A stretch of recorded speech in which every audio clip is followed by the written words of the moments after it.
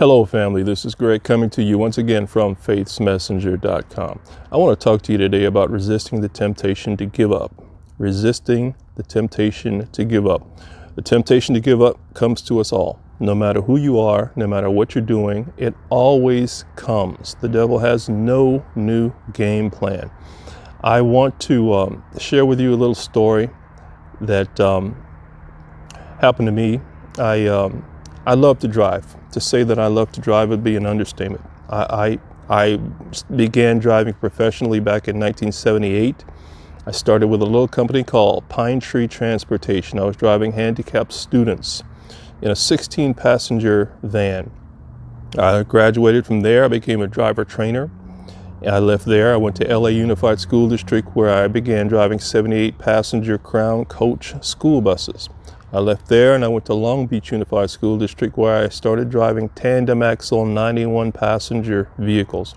I've driven charter buses, coach, as I say, school buses, tour buses. I did tours of LA here in LA, California. I've driven the LA County Sheriff's Department buses, anything that has to do with driving, particularly buses, I've done it.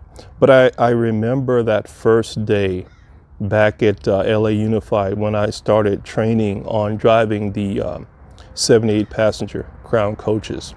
You may as well have sat me in a cockpit of a 747. I mean, that thing had so many clocks and dials and buzzers and gauges, and I had no idea how I was going to get this thing moving in traffic.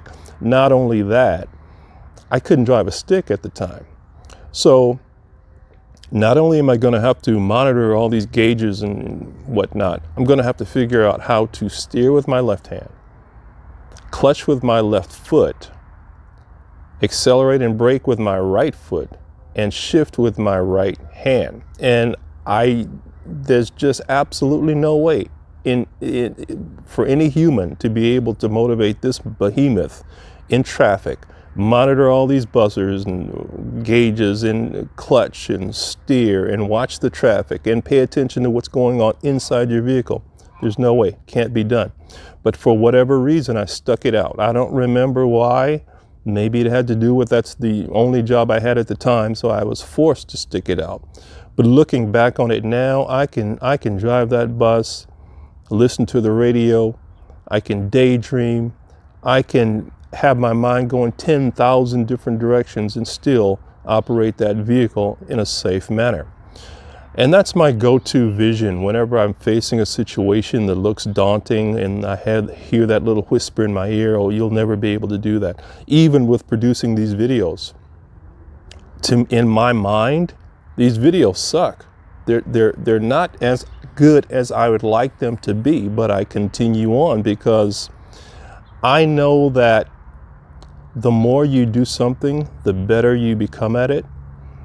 I also know that when you hear that whisper in your ear that you suck, this is horrible, it's not as bad as what that voice is trying to convince you that it is. It's not that bad. You're looking at it through tainted lenses. And I've got the proof of that because I get responses from all over the world about how these videos are blessing people. So even though I think in my heart they may suck, I continue doing them because after all, it's not my work, it's His work. So I want to encourage you that if you have the temptation to quit in any area of your life, fight it. It's not true. God will never discourage you. That discouraging voice is coming from your enemy. Don't yield to it. So I want to leave you with that. I hope that encouraged you, and I will see you in the next video. Bye-bye.